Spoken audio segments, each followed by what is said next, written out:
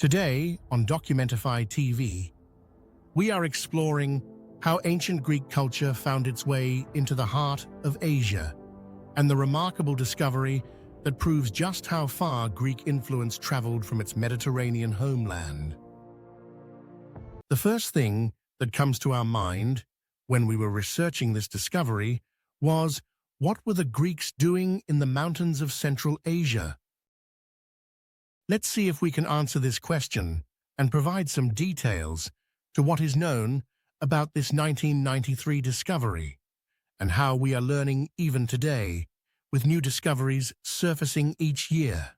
Imagine walking through the remote mountains of Tajikistan, where the air is thin and the paths are treacherous. This is exactly where a local shepherd made a discovery that would excite historians around the world. Ancient Greek letters, carefully carved into the mountain rock, preserved for over 2,000 years. These weren't just random scratches. The inscription, written in clear Greek letters, tells us something incredible. It reads, "This is of the King of Kings, Vima Tactu." This single line opens up a whole world of questions about why Greek writing appeared so far from Greece and what it tells us about the connections between ancient civilizations. Let's travel back in time to 323 BC, when Alexander the Great led his army into the region called Bactria. Picture a vast landscape stretching between the snow-capped Hindu Kush mountains and the mighty Amu Darya River.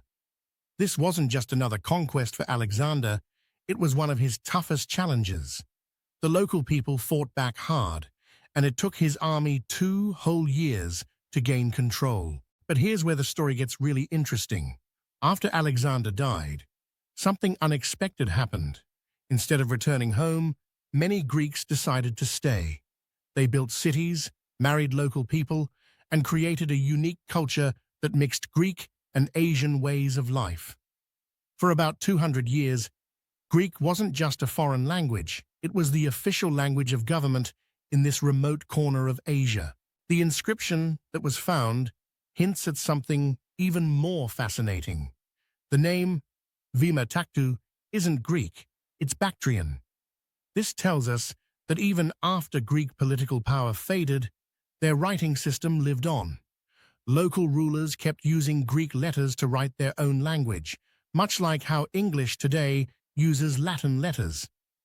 This wasn't just about writing. It was about prestige, showing that these rulers saw themselves as part of a sophisticated international culture.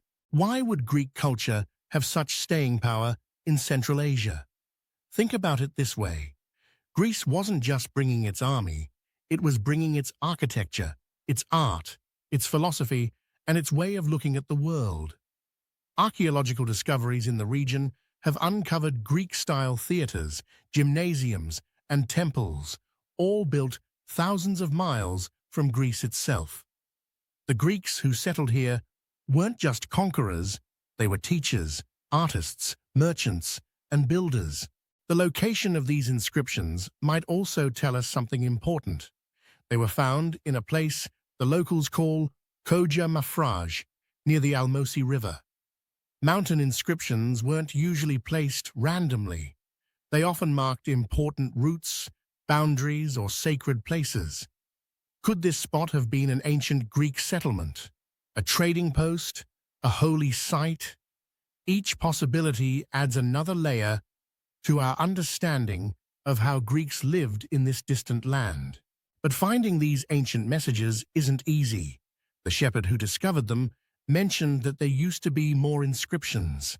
Due to avalanches, fragments with inscriptions fell to the foot of the cliff.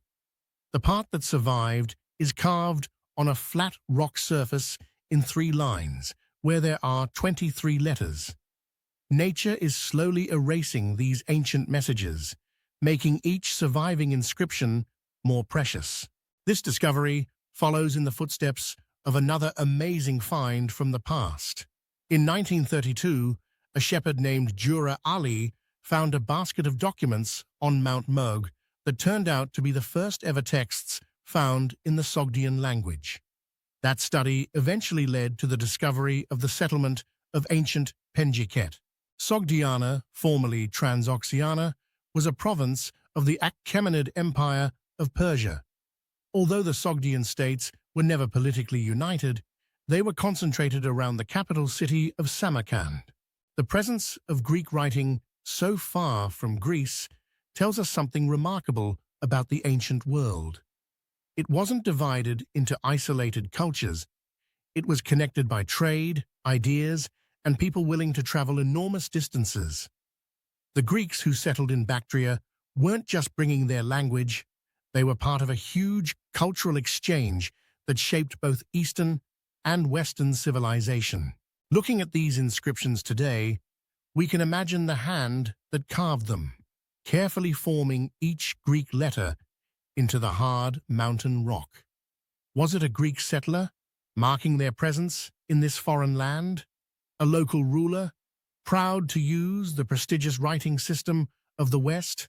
Or perhaps a traveler, leaving a message for those who would follow? Each possibility tells us something different about how Greek and Asian cultures mixed and merged in this distant mountain landscape.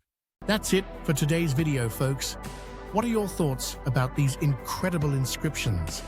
What other secrets might be hiding in the mountains of Central Asia? Share your theories in the comments below, and remember to subscribe for more fascinating historical discoveries. See you next time, right here on Documentify TV.